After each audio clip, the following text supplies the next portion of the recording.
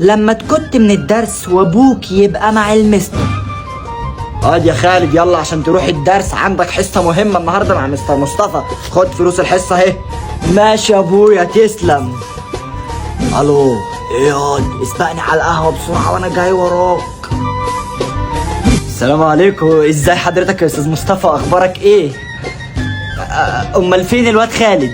لا هو خالد ما جاش النهارده وبقاله 4 حصص مش بيجي. نعم ده قايل لي انه في الدرس. لا اللي انت ما تعرفوش بقى انه اصلا قايل لي باباه ميت. ميت؟ موتني بالحياة ابن الكلب. الو انت فين ياض؟ في الدرس يا ابويا، في الدرس والله. في الدرس؟ اتأكد كده يا استاذ. يعني انت في الدرس؟ والله يا ابويا في الدرس والله، في الحصه اهو. يلا سلام بقى عشان مستر مصطفى بيزعق.